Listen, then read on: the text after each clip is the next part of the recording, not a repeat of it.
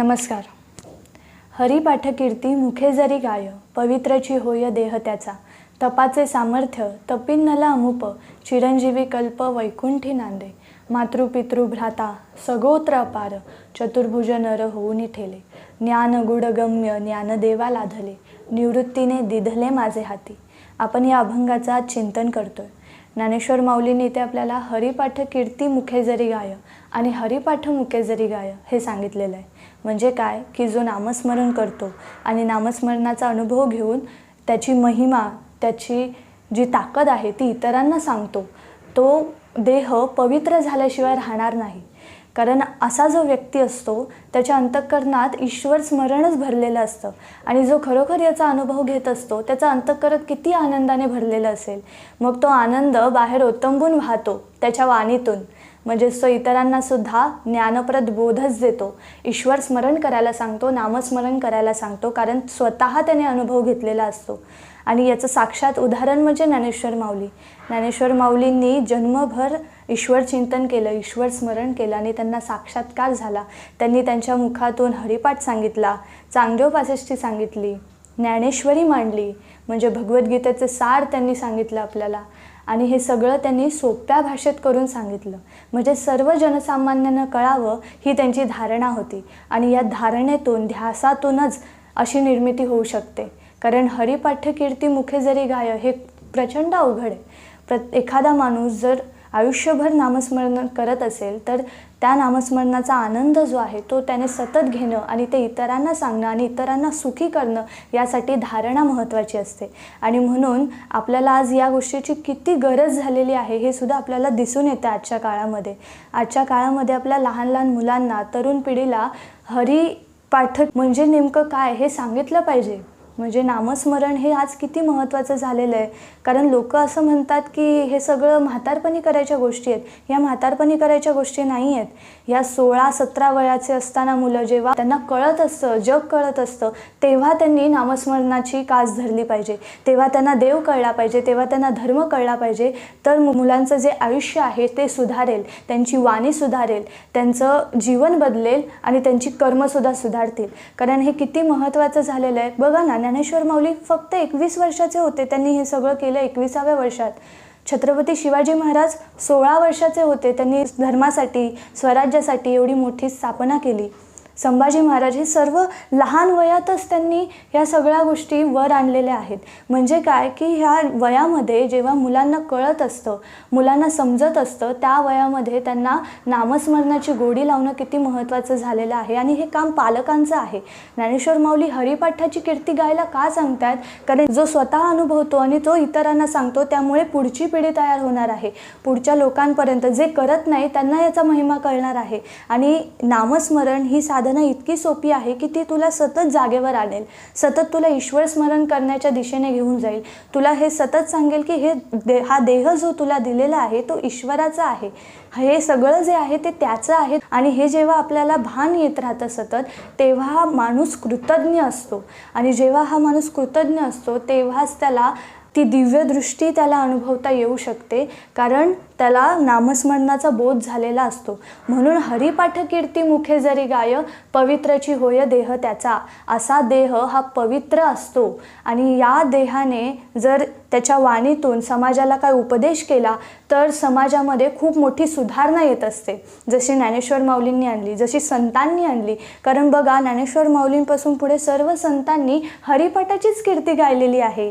त्यांनी आपल्याला ईश्वर स्मरण करायला सांगितलेलं आहे. बघा ना, संत ज्ञानेश्वर माऊली, निवृत्ती महाराज, मुक्ताई, सोपानदेव, नामदेव महाराज, एकनाथ महाराज, संत तुकाराम महाराज, या सर्व संतांनी आपल्याला नामस्मरणाचा महिमा का सांगितला असेल?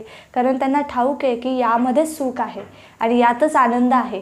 आणि या माणसाची चित्तवृत्ती जितकी भरकटणार आहे तेवढं त्याला ईश्वराच्या जवळ आपल्याला घेऊन जायचं आहे. त्यांचा हा विचार होता, म्हणून आज आपल्यापर्यंत ही ज्ञानगंगा पोचलेली आहे. आणि आता आपलं कर्तव्य आहे की आपल्या मुलाबाळांपर्यंत हे पोचवलं पाहिजे. कारण आहे ना, आजच्या पिढीतल्या मुलांना याची खूप गरज आहे. आजची जी मुलं आहेत ती ज्या विचारांच्या दिशेने वाहत चाललेली आहेत ते आपलं नाही आहे, ते त्यांना ते संस्कार देण्याची आपल्याला गरज नाही आहे. आपल्याकडे इतकं सुंदर ज्ञानाचं भांडार आहे, एवढं मोठं शास्त्र आहे, ते आपण मुलांना देऊया. मुलांच्या हातात ज्ञानेश्वरी देऊया. निवृत्ती महाराजांनी ज्ञानेश्वर माऊलींना कसे संस्कार दिले, त्याच्यामुळे ज्ञानेश्वरी आज निर्माण झालेली आहे. आणि भगवद्गीता देऊया मुलांना आज आपण. देवाविषयी प्रेम वाटू दे त्यांना. ईश्वराविषयी कधीही भीती निर्माण नका करू मुलांमध्ये.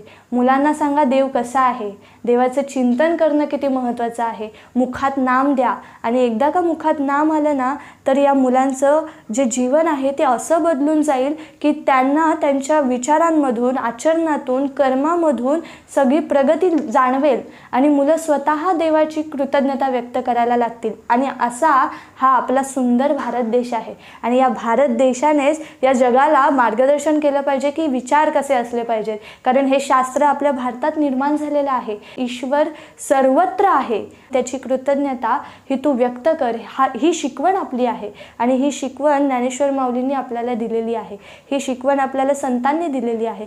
हे जर आपण आचरणात आणलं ना, तर खरोखरच आज इतकं परिवर्तन घडेल. विज्ञान तर प्रगत होतच जाणार आहे, ते थांबणारच नाही आहे. पण प्रज्ञानसुद्धा त्याच जोमाने वर येऊ दे.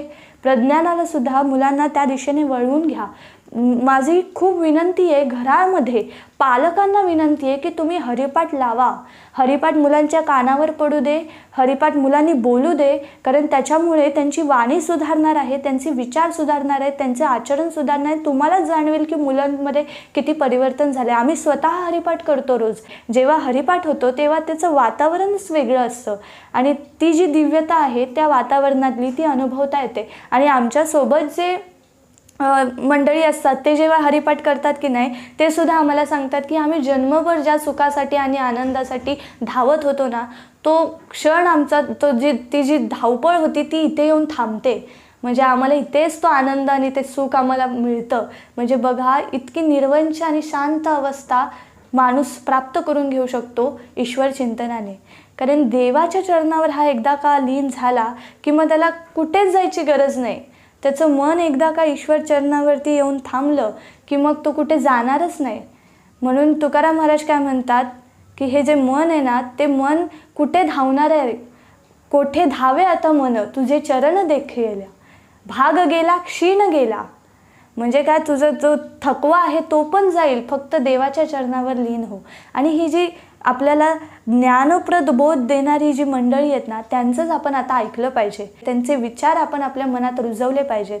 आणि हे विचार जर आपण रुजवले ना, तर खरोखरच मानसिक स्वास्थ्य इतकं सुधारणार आहे, शारीरिक स्वास्थ्य इतकं सुधारणार आहे की आजच्या मुलांची जी आयुष्याची, म्हणजे दीर्घायुष्य मुलं व्हावीत अशी जी खरोखर इच्छा असेल ज्या पालकांची, त्यांनी खरोखर हरिपाठ मुलांना सांगा, त्याचा अर्थ समजावून सांगा, देवाचं चिंतन त्यांच्याकडून करून घ्या, देवाचं स्मरण त्यांच्या मुखात असू दे, त्यांच्या अंतःकरणात असू दे. आणि मग बघा, मुलांना डिप्रेशन, हे स्ट्रेस बीस जे काही सुरू झालं आहे आता, हे काहीच राहणार नाही.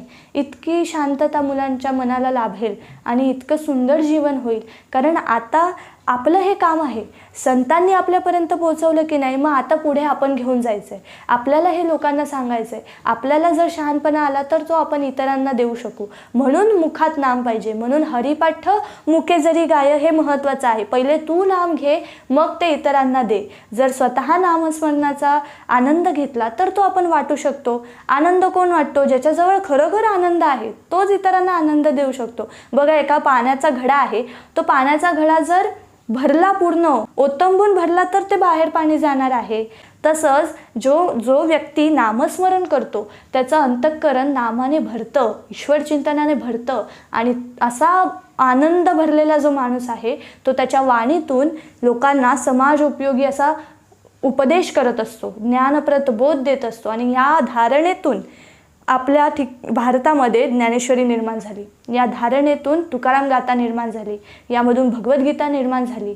म्हणजे ही जी ज्ञानगंगा आहे ती धारणा बघा काय आहे, लोक सुखी व्हावे, जीवन लोकांचं सुखी व्हावं, दुःख दूर व्हावीत. आणि असंच ज्ञानेश्वर माऊलीसुद्धा आपल्याला या हरिपाठातून हेच सांगतात की तू स्वतः सुखी हो आणि इतरांना सुद्धा सुखी कर. म्हणून हरिपाठामध्ये आपण लक्षात घेतलं ना, तर प्रत्येक अभंगामधून ज्ञानेश्वर माऊली आपल्याला जागेवर आणतायत, ईश्वर चिंतनावर आणतायत. असोनी संसारी जीवे वेगू करी, संसारात राहून चिंतन कर. आणि मग म्हणतात रिकामा अर्धघडी राहू नको. बघा, इथे सांगतात जर रिकामा असशील तरी नामस्मरण कर, संसारात काम करत असशील तरी नामस्मरण कर. नामाला सोडू नको म्हणजेच देवाला सोडू नको. देवाचे चरण जर माणसाने सोडले नाही ना तर त्याचा जीवनाचा उद्धार झालाच. कारण ईश्वराच्या चरणावर जेव्हा हा माणूस मीपणा सोडून लोटांगण घालतो तेव्हा देवच त्याला पाहतो, ते ईश्वरच त्याला घेऊन पुढे येतो. देवच अंतःकरणातून बोलतो, ऐकतो, सगळं काही देवच करत असतो. म्हणून अहंकार गेला तुका देव झाला. ही जी अवस्था आहे ती नामस्मरणातून येऊ शकते, ईश्वर चिंतनातून येऊ शकते. म्हणून ज्ञानेश्वर माऊली याला तपसुद्धा म्हणतात. पुढे काय म्हणतात ज्ञानेश्वर माऊली? तपाचे सामर्थ्य तपिन नला अमुप, चिरंजीवी कल्प वैकुंठी नांदे. हे जे तप आहे ते फार अवघड आहे. आपण किती मनोनिग्रह करतो आणि किती तोडतो. दिवसाला माणसाचे मनोनिग्रह असतात. पण जो व्यक्ती खरोखर नामस्मरण करून ते इतरांना सांगून इतरांचं जीवन सुखी करतो, हे केवढं तरी मोठं तप आहे. आणि हे तप जेव्हा हा व्यक्ती करत असतो तेव्हा त्याला वैकुंठाचा अनुभव होत असतो. कारण देव आणि या देवाप्रती कृतज्ञता सतत व्यक्त करणं खूप अवघड आहे. त्यासाठी देवाची ओळख पाहिजे. देवाची ओळख झाल्यावर त्याच्यावर प्रेम केलं पाहिजे. तर त्याला काही अंत नसतो त्या प्रेमाला.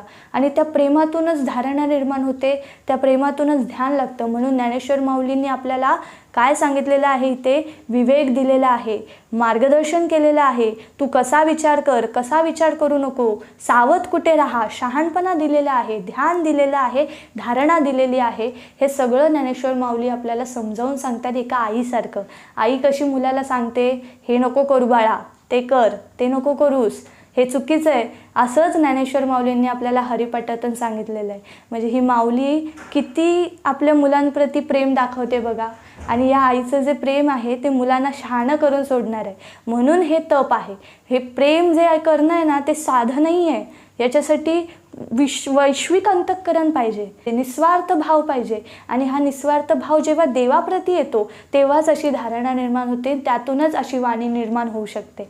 म्हणून आज मुलांना हे सांगा, ज्ञानेश्वर माऊली सांगा, तुकाराम महाराज सांगा, छत्रपती शिवाजी महाराजांचे धडे सांगा. त्यांना कळू दे की आपल्या भारतभूमीवरती काय शास्त्र निर्माण झालेलं आहे. त्यांना कळू दे आज आपला भारत देश किती शुद्ध आहे आणि याचं शास्त्र किती मोठं आहे. हा भारत देश जगाला उद्या दिशा देऊ शकतो. हा भारत देश लोकांना उपयोगी पडू शकतो त्यांच्या ज्ञानासाठी, त्यांचं अंतःकरण शांत करण्यासाठी. आज जे जगामध्ये सगळं परिवर्तन घडत आहे, पण मानसिक परिवर्तन घडणं खूप महत्त्वाचं आहे. आणि ते सामर्थ्य आपल्या भारतात आहे, या युवा पिढीमध्ये आहे, या तरुण मुलांमध्ये आहे. फक्त त्यांच्यापर्यंत आपल्याला हे पोचवायचं आहे. त्यांना समजलं पाहिजे की आपला देश किती महान आहे आणि किती महान होता. आणि त्याच्यात जे शास्त्र निर्माण झालेलं आहे, ऋषीमुनींनी जे सांगितलेलं आहे, त्याची आज किती गरज आहे हे आपण लोकांना. आणि म्हणूनच इथे तपाचे सामर्थ्य तपिन्नला अमुप, हे जे तप आहे ते नामस्मरण करणारा साधक जो आहे तोच अनुभवू शकतो, तोच त्याचा अनुभव घेऊन लोकांना सुखी करू शकतो. म्हणून मुखात नाम आलं ना तर आपल्याला नामस्मरण करा हे सांगण्याचं सामर्थ्य नामच देत असतं. ती देववाणीच असते. तो ईश्वरच सांगत असतो की लोकांना आता संदेश दे, तू जे अनुभवलं ते इतरांना कळू दे. पुढे ज्ञानेश्वर माऊली काय म्हणतात? मातृ पितृ भ्राता सगोत्र अपार, चतुर्भुज नर होऊनी ठेले. इथे माता पिता बंधू भगिनी जे नामधारकासोबत आहेत आणि ज्याला नातलग आपण असं म्हणतो, तर हे जे नामधारकावर जर प्रेम करत असतील आणि त्याचा आदर करत असतील, सन्मान करत असतील, तर हे सर्व मंडळी सुखी होऊ शकतात. कारण ते त्याचा उपदेश ऐकतात आणि फक्त ऐकतच नाहीत तर ते आचरणात आणतात. म्हणजे त्यांना सुद्धा नामाची गोडी लागते. आणि एकदा का नामाची गोडी लागली की मग ती सुटत नाही. मग त्यांचं जीवनसुद्धा गोड होतं. देव जीवनात आला की ह्याचं जीवनसुद्धा गोड होतं. म्हणून सेना महाराज काय म्हणतात? ज्ञानदेव माता, ज्ञानदेव पिता, तोडील भवव्यथा ज्ञानदेव, ज्ञानदेव माझे सोयरे धायरे, जीवलग निर्धारे ज्ञानदेव. ज्ञानदेवांनी सेना महाराजांना असं मार्गदर्शन केलेलं आहे, असं सांगितलेलं आहे की त्यांच्यासाठी माता पिता बंधू सगोत्र सगळे ज्ञानेश्वर माऊलीच आहेत. कारण त्यांनी त्यांची भवव्यथा तोडलेली आहे. भवव्यथा म्हणजे या मायेमध्ये जो अडकला आहे माणूस, सगळ्यात जो गुंतून राहिलेला आहे, त्याच्यातून सोडवलं माझ्या ज्ञानेश्वर माऊलीने मला. आणि असा मार्ग दाखवला की ज्या मार्गावर मी आज चालतोय आणि मी नामस्मरणाचा अनुभव घेऊन माझं जीवन सुखी करून घेतलेलं आहे. म्हणून ज्ञानदेव माता ज्ञानदेव. म्हणून जर असा व्यक्ती आपल्या आयुष्यात असेल नामधारक, तर त्याला सोडू नका, त्याचं ऐका. कारण बरीच मंडळी ऐकतात पण सोडून देतात, करत नाहीत.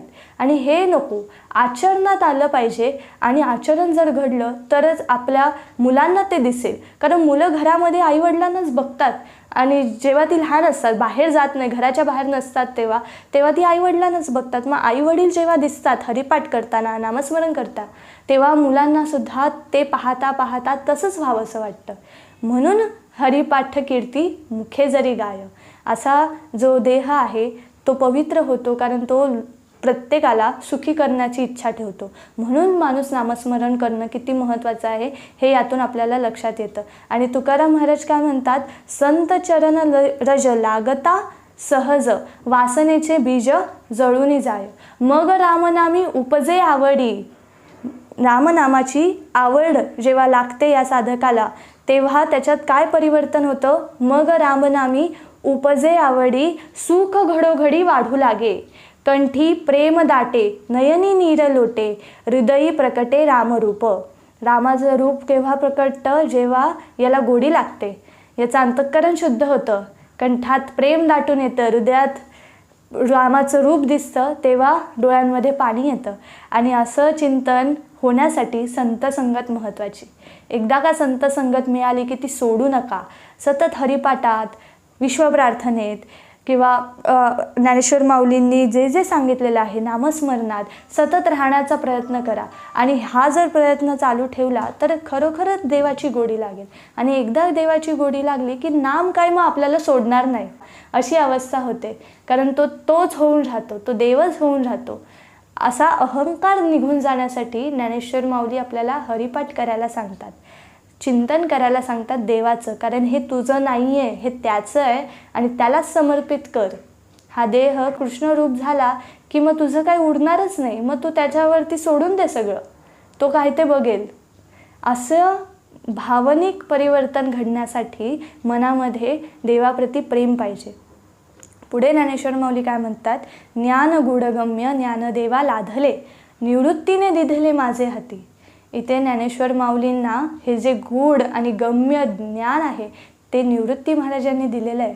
आणि या निवृत्ती महाराजांनी त्यांना नामस्मरण करायला सांगितलं आणि तेच त्यांनी प्रमाण मांडलेलं आहे. ज्ञानदेव प्रमाण निवृत्ती देवी ज्ञान, समाधी संजीवन हरिपाठ. समाधीचा आनंद या माऊलींनी घेतला तो निवृत्ती महाराजांना प्रमाण मानून. इथे प्रमाण का मानलं आहे, कारण तिथे ज्ञान आहे, आत्मज्ञान आहे. आणि असं आत्मज्ञान आपल्याला संतांनी, ऋषीमुनींनी दिलेलं आहे, भगवान श्रीकृष्णांनी दिलेलं आहे. मग आपल्याला कोणाला प्रमाण मानायचं आहे, यांनाच प्रमाण मानून आपण पुढे जीवन जगायचं आहे. यांचंच आचरण आणि विचार आपल्या मनामध्ये रुजवायचे आहेत आणि आपली कर्म बदलून घ्यायची आहेत आणि आपल्या मनातले जे विचार आहेत ते शुद्ध करून घ्यायचे आहेत. या अशुद्धीचा क्षय झाला पाहिजे, हाच ज्ञानेश्वर माऊलींचा उद्देश आहे. ज्ञानेश्वर माऊलींना अभिप्रेत काय आहे, तुझे काम, क्रोध, लोभ, मद, मत्सर सगळे अशुद्धी जी आहे ती निघून जाऊ दे आणि तुझं अंतःकरण शुद्ध आणि पवित्र आणि पावन होऊन जाऊ दे. तर असं मन होण्यासाठी ज्ञानेश्वर माऊली जे सांगतायत ते आचरणात आणा. हरिमुखे म्हणा, हरिमुखे म्हणा, पुण्याची गणना कोण करे.